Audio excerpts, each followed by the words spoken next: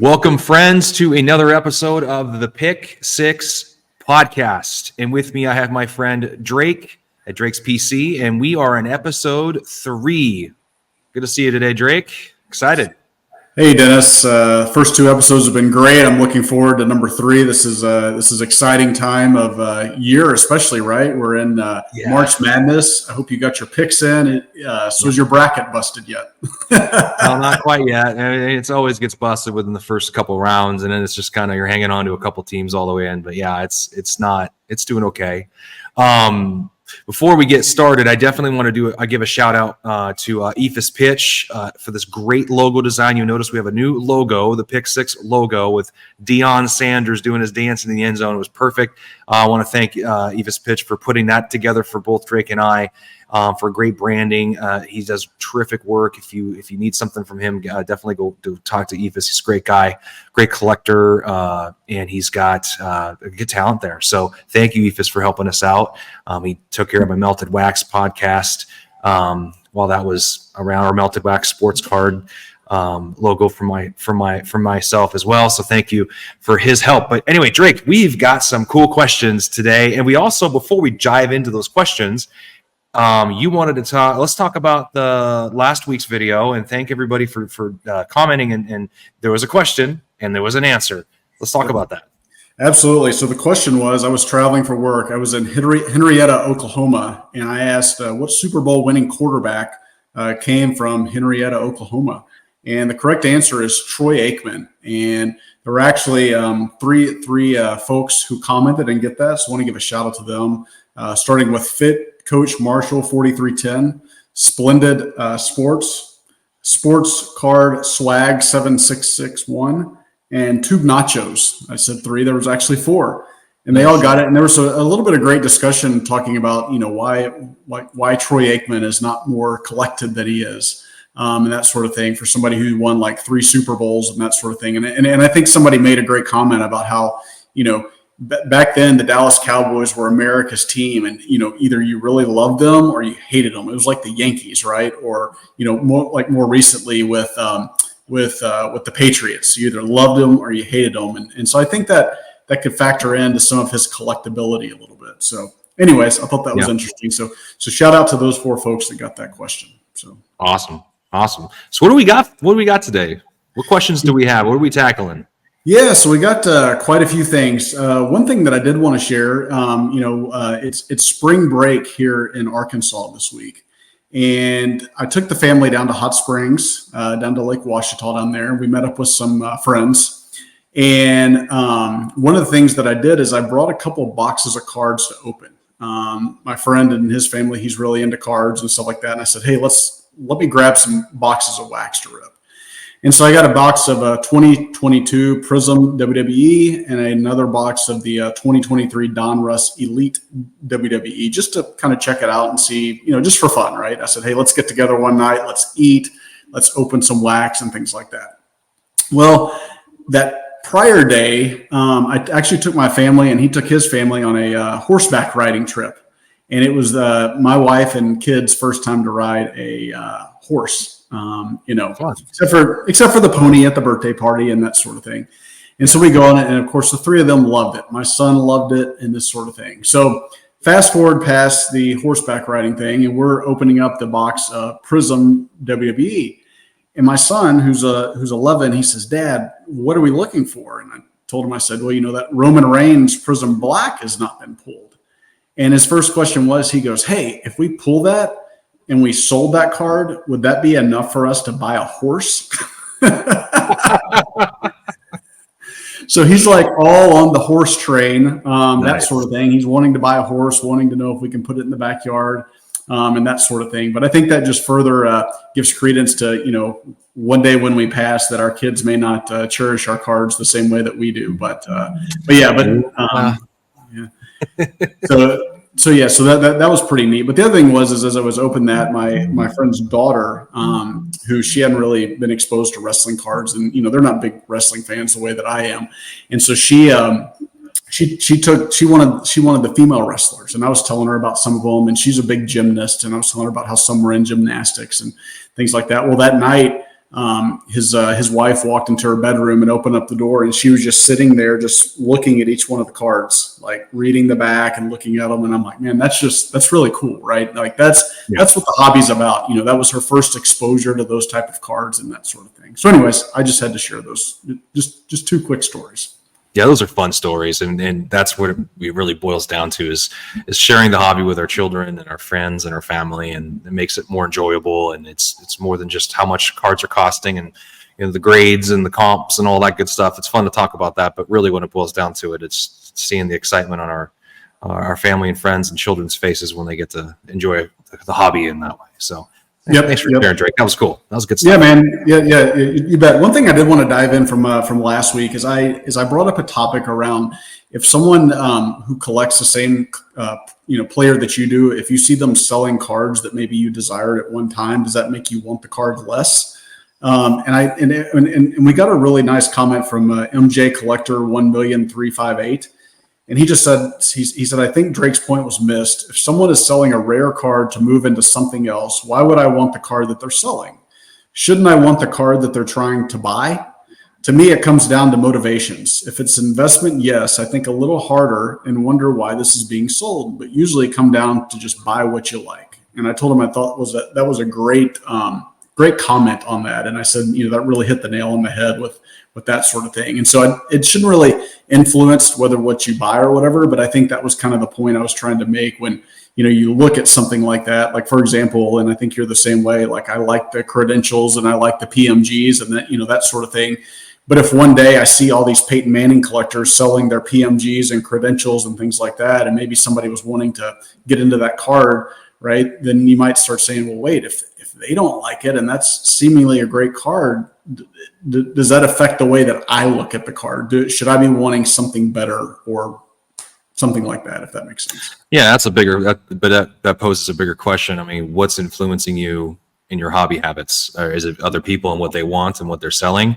I think that, depending on where you're at in your journey, those cards are going to be different. As I've gone through my journey, the cards I was coloring up to were different cards that weren't necessarily the cards that I want. I mean, yeah, they may not be cards I want right now, but as I keep moving up the ladder and trying to get to that next card, or what my desire maybe change, and my appetite might change, or what I like and what I'm attracted to might change. Mm-hmm. So those cards become a conduit for getting to that next card, mm-hmm. right? So they aren't necessarily undesirable cards. They're just a card that and I've said this before, I think a lot of us, and we talk about this in different collecting communities, you get to kind of be the steward of the card for a little while. Now you get to pass it off to somebody else. Now with like really mass-produced cards, it's a little harder to justify that.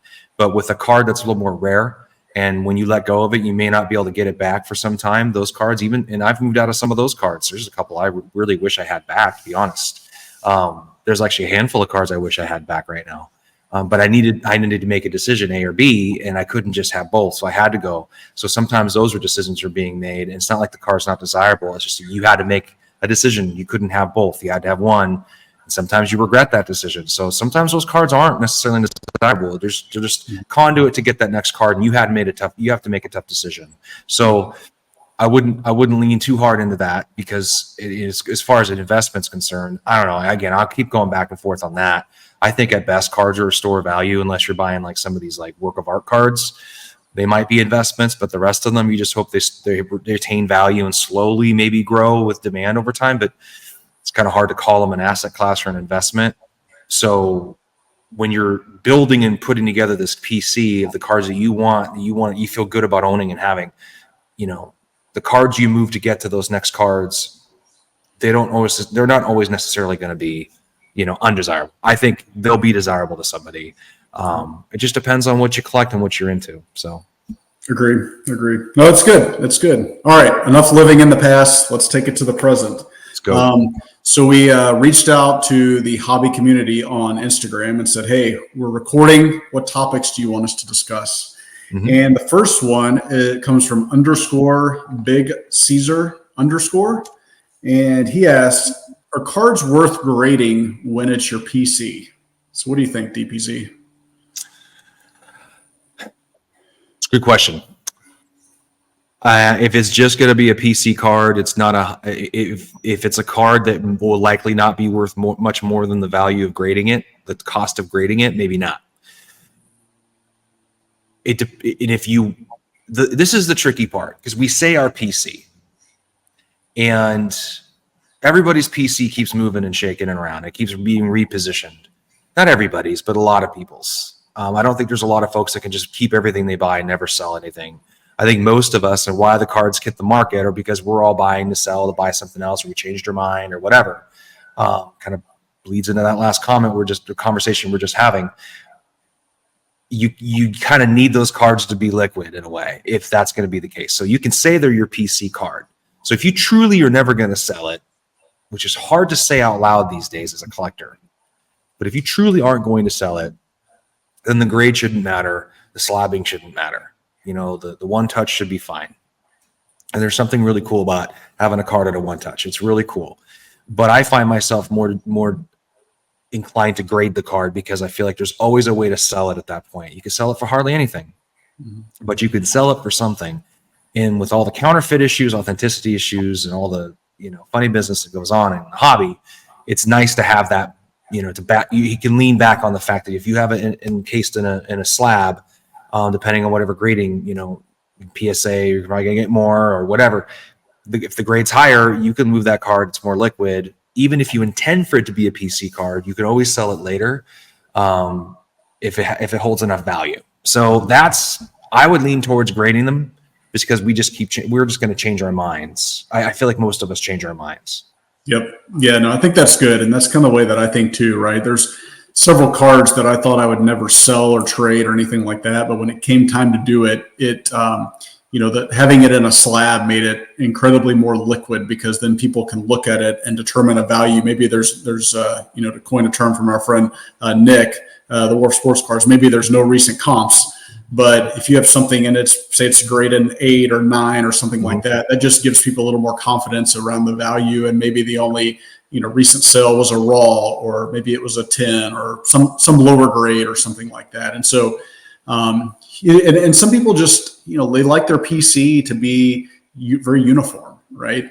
And so they want them all in a PSA slab, or they want them all in PSA and BGS, or some people want them all in SGC slabs.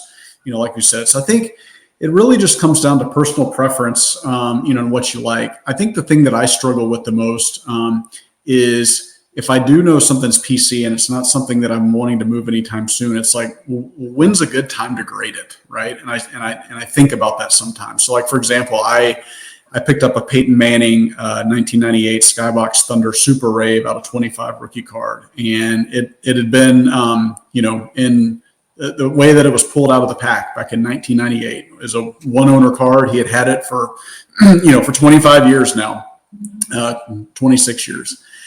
And he sent it to me, and I'm looking at it and I'm like, I'd really like to put this in a slab just for the protection standpoint. It's a really nice card and that sort of thing. But then you go to the PSA website and I'm like, man, based on the value of this card, it's going to cost me a couple $100 to grade this card.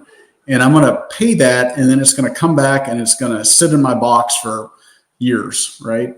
And so I think, is there an urge to grade it right now, just in case something happened and I've got that, peace of mind and satisfaction that maybe I could, potentially move it if some life event happened, right?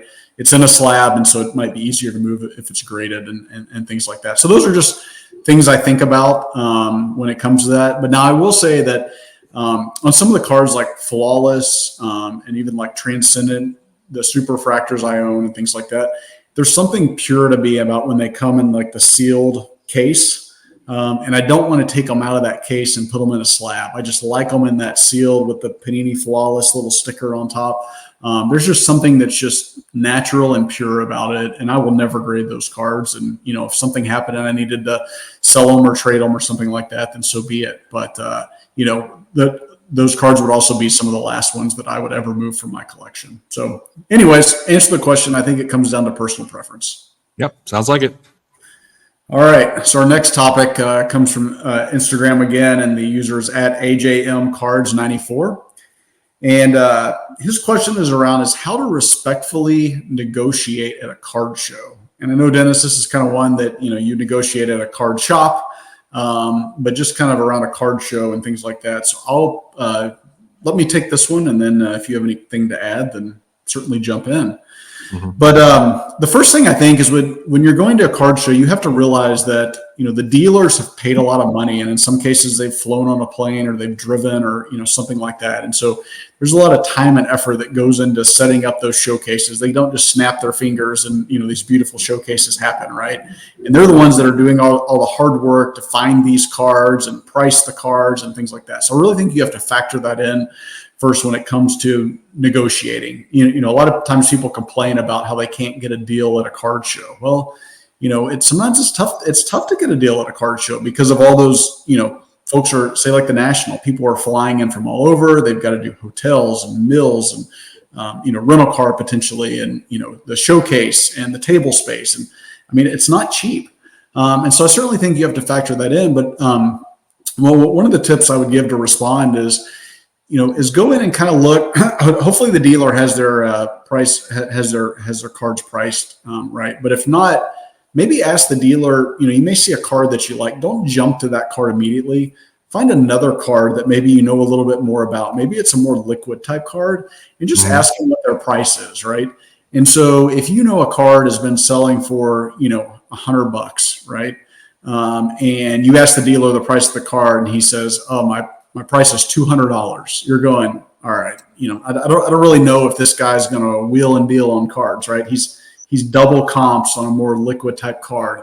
And so just kind of keep that in the back of your mind. And I think you'll find as you go around and you talk to other dealers and things like that, you'll know the ones that are kind of willing to negotiate. You'll know the ones that are priced fairly, priced more near comps, things like that. Now, when it comes to super like rare and scarce cards, if you look and say, hey, you collect that certain player and it's a logo man or an NFL shield or some kind of, super rare or scarce type card, a lot of times you're just at the mercy of the dealer, right? And I think the important thing is just to be respectful and, and sometimes it's good to kind of lay your cards out and say, hey, so I collect X player. I'm looking for this card. I'd really love to add it to my collection. Sometimes that works in your favor. Sometimes it works against you. But I think the biggest thing is just be respectful and be polite and just kind of weigh that stuff in your head as far as what that dealer had to do to get there and obtain that card and just all the work they have to do. So what say you, DPZ? I mean, I think it's just common negotiating etiquette. I think you hit the nail on the head. I don't really have much to add to that. I think it kind of the same thing applies anywhere you negotiate, whether it's sports cards or anything else, card shops or card shows. Good points. Yep, good I agree. Deal. All right, and the last one from Instagram came from Whodat805. We'll always give space for a Saints fan to comment. And I know that our good friend, Mr. Dustin, Sports Card Dad, would agree with that as well. So what his topic was around high-end cards with aftermarket autos. What are your thoughts on that? I just don't get excited about aftermarket autos. I'm more of a pack-pulled redemption auto type of guy. I think it adds value when there's some sort of provenance to the card itself and why it was signed. Whether is supposed to be signed pack inserted, whether it was part of it's like the first Bowman Chrome cards where they're designed to be signed and there's this provenance, there's this history behind it. I think autographed cards like that to me are like the RPAs and things of that nature, exquisites and all that, or any card like that. I think Topps Chrome autos, those are cool cards to me. I think that they just kind of carry that. I go there. I see value there. The aftermarket card auto, unless it's like a Wilt Chamberlain or someone who's no longer with us, it didn't sign very much, or no longer can sign, those could be sought after. But yeah, as far as having a really high-end card that's important and having it be signed, I mean, I have a hard time with just regular cards being signed. I really wouldn't want to see a high-end card that's not designed to be signed, like a PMG or an Essential Credit. I couldn't. No, if it's numbered and it's serial numbered, it's supposed to be left. If that's the way it's supposed to be designed, I kind of feel like it needs to be respected, and it should stay that way. So no, I wouldn't. Yeah, same. You know, as you're talking and as I thought about this topic, there's several higher end wrestling cards that folks have gotten signed. Like there's an Undertaker Black Prism that somebody got signed in it by like a white, I guess, paint pen or whatever.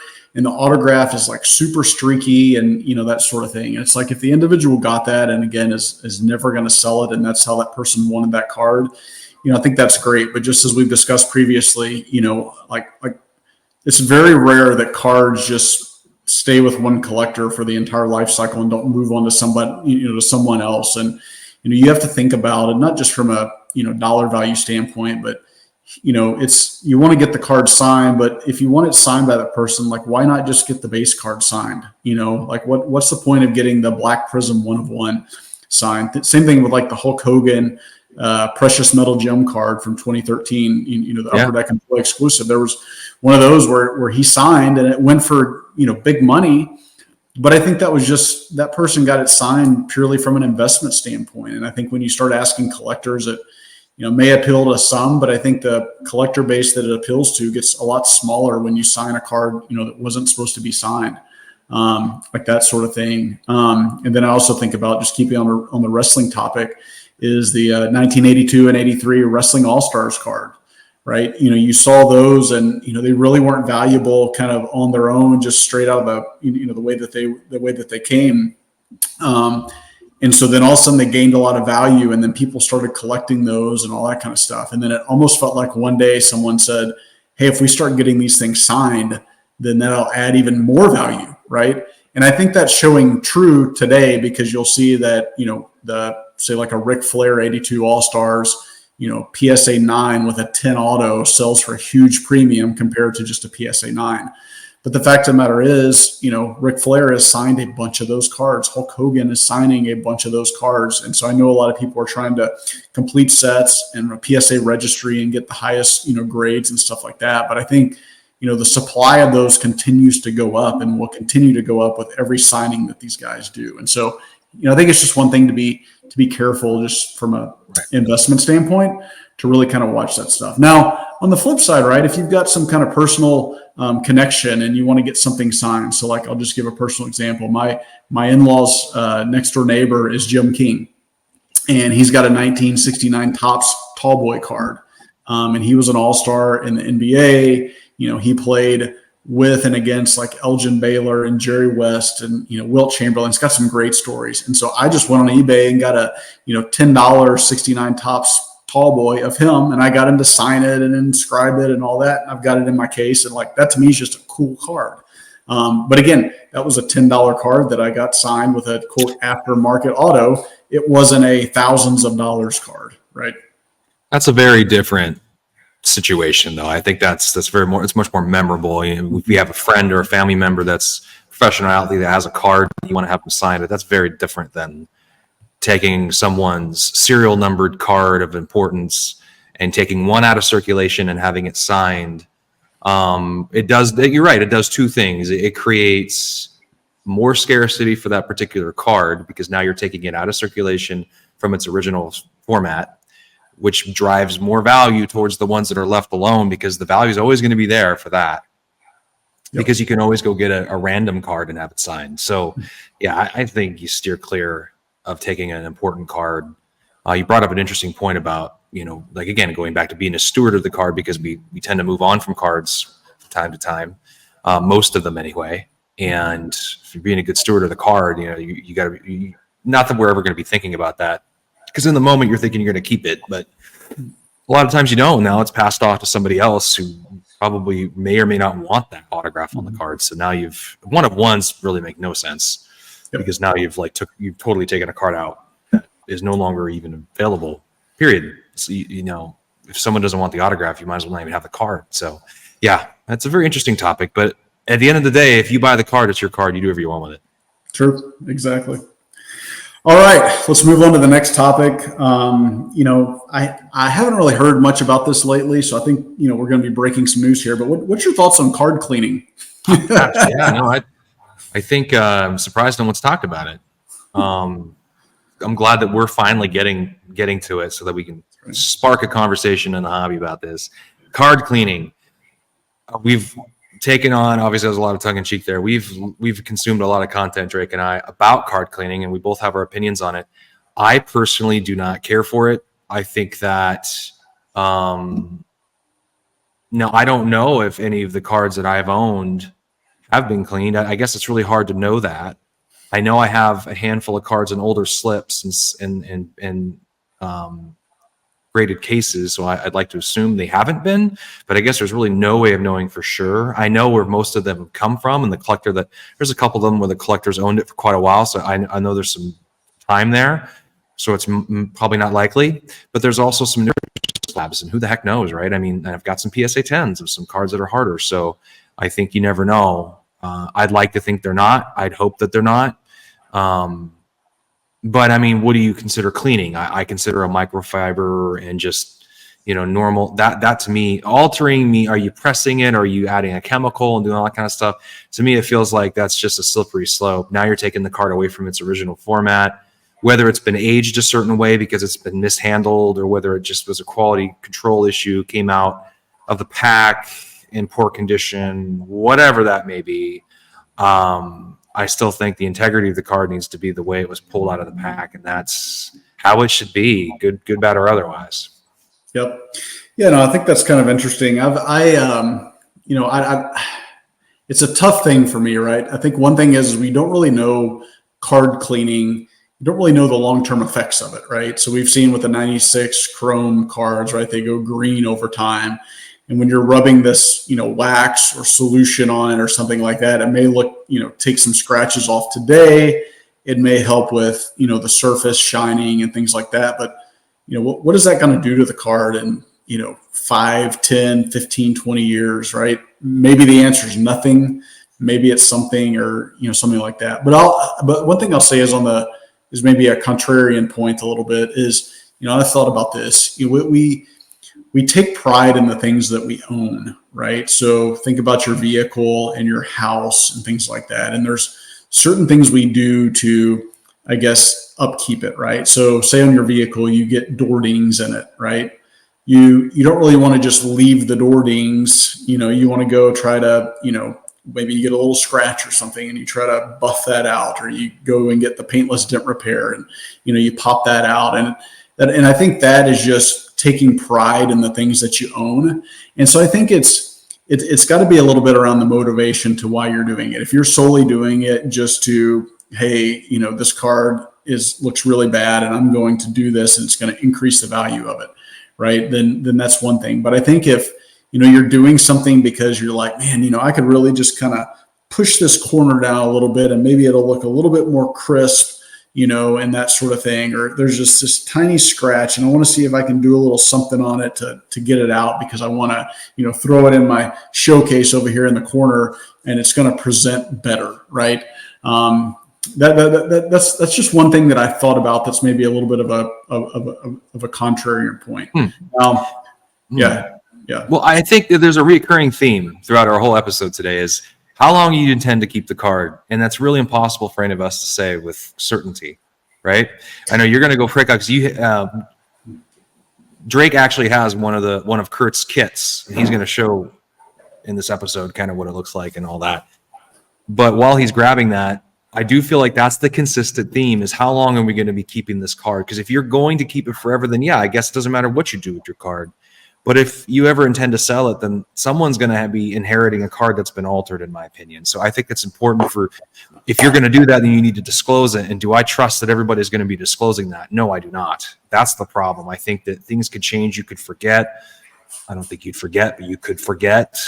I don't know. It would bother me a lot if I know for a fact that I have a card that is not truly a PSA 10. It's actually something else. And it's only a PSA 10 because of something that's been done to the card. That would bother me. Mm-hmm. Yep. So I did want to show this. Thanks for that. So we'll give a shout out to Kurt's Card Care here.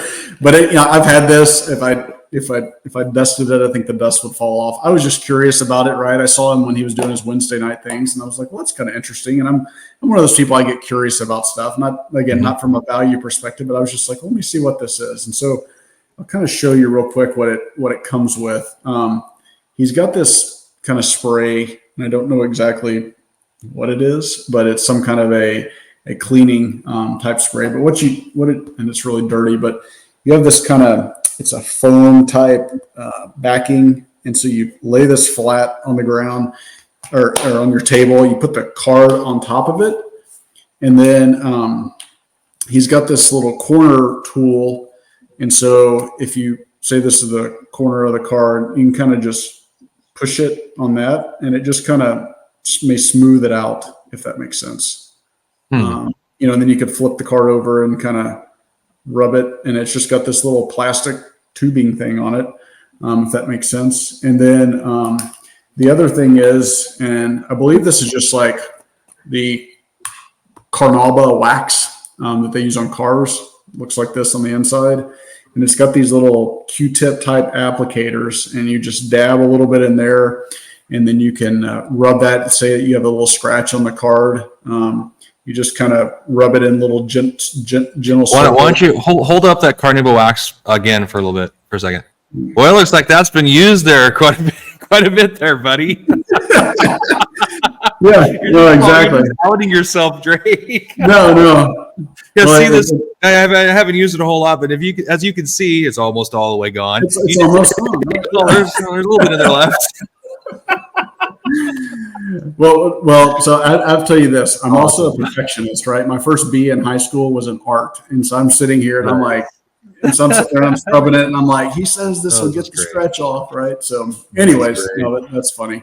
So, yeah, but then it's got the the little thing where you can use and kind of smooth it out, kind of rub it off, if that makes sense, and then obviously the microfiber cloth, that sort of thing. Holy cow! I feel like. Anyways, there's a lot here. I just grab the card and put it in a whatever you call those, the one sleeves or whatever the heck, and just send it off and just hope it works. Hope for the best. I don't never get PSA 10s. That's probably why I'm not doing anything to the cards. But. Well, and so honestly, what's funny about that is I've used it before, just again on cards. I'm sure some I've sold. That wasn't my intent behind it, but I'll try anything out. But it took me a long time, and with you and with you and me, and we're professionals and things like that. Our time's precious, and with families and that sort of thing. I'm like, man, this is taking forever, and I don't know if it's worth it or working or anything like that. It's just taken me a really long time. And so, one day I just said, you know what, this is going to be easier for me just to send all my cards I want. I've got a guy I know, he comes highly recommended, that sort of thing. I'll send it to him and, just let him kind of handle all the work. And so I've been doing that for probably the past year, I think. And so, yeah, it's a lot easiir for me. Same thing with they say they prep it, right? See, I've got a guy that I've sent a couple of cards to that preps it, but I don't think he's made it clear he's not using chemicals. He's not doing all that stuff, but he's prepping it. So I guess I don't know what prepping means, but I've only sent 2 cards in that way that I still own, I have them. But the lower grades, so I don't think it really mattered because he still came in with lower grades. So, but I do wonder when people say prepping, maybe they mean they're doing that. I don't know. But I usually always send my own stuff in. But when you say prepping, I wonder that maybe that's a question we need to start asking friends of ours that are helping us with submissions or getting cards prepared. Because of a timing, you're right. From timing, you don't have a lot of it. Are you prepping? What are you doing to the card to prep it? Like, do we really know? Once it leaves our hands, we have no idea too, right? That becomes a whole nother topic. How do we trust it hasn't been manipulated in some sort of a way? And are we now taking that manipulated card? And if we decide that we want to sell, like me, who I decide I want to sell stuff all the time. Okay, now I'm selling this. Now I'm selling a card that's been altered, potentially, I guess. But it is an interesting question, and I think it's a very, very important conversation to be having, because I don't think be misleading one another. We cannot be taking advantage. People that are openly trying to do it to take advantage of one another. That's not good. That's just not good at all. It's not good for the hobby. It's not good for the long-term viability of the hobby. It just looks like everybody's trying to get, it's zero-sum games. Everyone's just trying to take advantage of one another. I think for the long-term health of the hobby and the community is that we should all be looking out for that stuff, and we don't want to be passing that along to somebody else. So I think now if I were to ever move that particular card that I had like prepped, I would probably mention that. I really think I would, just out of mindfulness and being, okay, I want to be ahead of that. So yeah, I think those are the kind of things it makes you think about. But it sounds like a lot of folks have been doing it. Sounds like that one guy who got that Wemby. I mean, he obviously did it. It's still in a PSA holder, and obviously that's a big cat out of the bag. We're not going to go back and do anything about that and desert it, but it's just a transparency thing, right? I think the more transparent and honest you can possibly be with people, whether it gets you ahead or not, whether people know about it or not, it's just always good to be honest with people and to be forthright. And even if it means you're taking a loss, if it means you don't sell the card, if it means, those are things you probably should always keep in the back of your mind. So that's just me. Yep, exactly. Well, and just going back to the thing about I said, with your vehicle and you take care of it, right? If you go to sell your vehicle and it's been in a wreck, right? They've got the Carfax and all that. And it says, this vehicle's been damaged and has been repaired. You don't typically disclose, hey, there was a shopping cart scratch on it that I buffed out, right? No, I get that. I mean, and you're right. In cars, they can both be very big these days. You be doing the same thing, and the amount of money some of these cards cost, you can buy a car or you can buy a card, same price. But yeah, I think it's always just full disclosures as much as you can. I mean, you're not going to go up to the seller and once you trade the car in and go, all right, here, I want to make sure I can tell you everything that diminishes the value of this car. You're right. That's different. But that's kind of a hard one that's an interesting point though. I mean, we don't do that. We don't tell the dealership because we don't want the dealership to discount the car on the trade-in value. So we're not going to tell them about that shopping cart 4 years ago that we got, as long as it's not present, why would we say anything about it? Yeah, that's just fascinating. This is a very interesting tangent, and nobody's taking on any of the other discussions that have been had throughout the hobby about this topic is how you apply it everywhere else. Because I think it really comes down to just being transparent and the integrity behind and character behind the collector and what they're doing with the card, whether they're just going to keep it forever, and they can literally say that for sure. Well, I guess do whatever you want to the card. If you're going to have it signed, you're not going to sell. I mean, are you keeping the card? I think that's that's the undertone of the whole conversation we're having. And I think conversation needs to be had. I know a lot of people are talking about it. A lot of cards keep being sold. I know I'm very guilty of that. And it's not that I'm taking the money and running. I'm usually taking it and buying another card with it. I think that are you keeping the card? Because if you keep the card and you don't intend to sell it, then I guess it doesn't matter. But I don't think you want a card that's been manipulated and altered, because you're going to feel like it's less authentic and not worth as much. So when you ever go to sell it, if you were to disclaim that, it makes the card worth less money. I think that's an important thing to be mindful of. But at the same time, I mean, thankfully the card that I have I don't even have it pictured because it's such a low grade, it's not even an expensive card, right? It's very, very cheap. But if I were to have a bigger card and where it matters, see, that's what I'm thinking. I'm thinking of the bigger cards, right? The cards that are meaningful in price and value, because those are the cards where it starts to matter, right? Because it's like a car. When you buy a car, it's expensive. That's a big chunk of money. You kind of want to know what you're getting into. That's why Carfax, that's why that became a thing, because people didn't want to buy lemons. They didn't want to buy cars that were like reconstructed.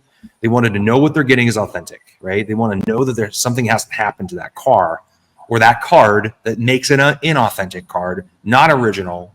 And a collector in itself, if you care about collectibles, you usually like things that are rare, that are original in their original packaging, the original format, the original state of what it was, right? Like a car, if you're collecting because I've got my car, my Shelby GT350 R, and I want to know that everything's the same as, I like it all being original. I don't want any aftermarket, anything on that thing. I want it to be all original the way it came off the line. I care about that. Flawed or not, that's what I want. I don't care. I don't want the new paint job. I don't want any of that stuff. If you got an older car, they carry the most value. The cards that are the most authentic. The cards that are true, their numbers matching. Those are the cards that matter. They fetch the big dollar because, restored cars are great. They look awesome. They're beautiful, but there's always that but it's been restored. it's not original, right? Or it's a clone. It's not the real deal. With a card, there's something about it being original. It's like, this is the way it came, or this is how it's been, this is how it's lived for the past however many years, 25 years, 30 years, whatever it is. It's got a little ding here because it's, a little bit of love here and there, but that's the way it is. That's the way it came. And if it's serial numbered, even better yet, because like that particular number of that particular card, got mishandled. This is what happened. And maybe it got cracked out and got damaged. I know I did that with a card. I had like a BGS 9 of a really cool card. I cracked it out of I swear I must have, because it had, BGS 9.5 corners. Mm-hmm. And one of the corners was not a BGS 9.5 anymore. And I graded it to make a PSA 7.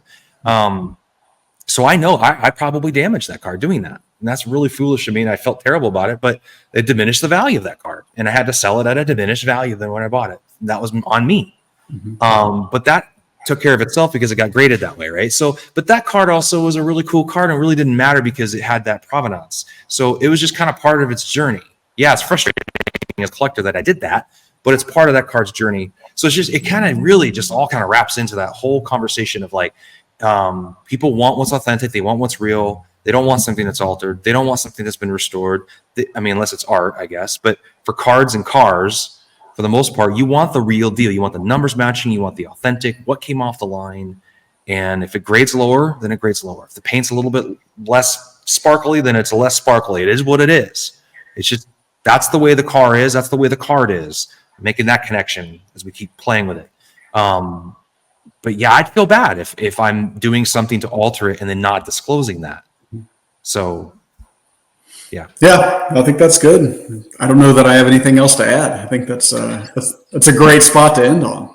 Let's do it. Hey, thanks everybody for joining us again on the Pix 6 podcast. Look for Drake on his at Drake's _PC. Follow Drake, follow myself at PC with DPZ on Instagram. But Drake, more importantly, will pose the question before we track this episode sometime next week. He'll ask you for questions. Please give us the questions there. Those are where we take them, and we take them from there. We discuss them, and then we have them on the show. They're very important. As many questions as possible. There's lots of cool things to talk about in this hobby. Lots of things get talked about quite a bit. Some things don't ever get talked about. So we want to talk about the things that don't get really covered very much. The card cleaning thing obviously has had its day. We probably spent a lot of time on it, more than we needed to. But I myself probably did, yakking on about it. But submit us your questions. You're the reason we're doing this, because we want to talk with you and have dialogue with you. Drake and I like talking with each other and talking about cards. That's also fun. But we love your questions. So feel free to share when Drake puts that story up there. Look for that story. Follow Drake. Throw your question in there so we can answer it and we can discuss it on the show. But follow, like, subscribe, comment below. Thanks for making us a part of your week. And we hope everybody's staying safe out there, having fun with the hobby and enjoying themselves. Drake? All right. Yeah, no, it was a great episode, great topics. Appreciate the engagement. Appreciate the comments.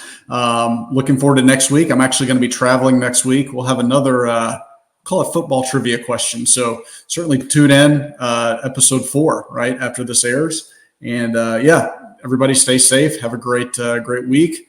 We're now in spring, so time to get out the brooms and the mops and do a little spring cleaning, and maybe we can do a little spring cleaning with our PCs as well too. So thanks again for watching, and everybody have a great day. Take care, everyone.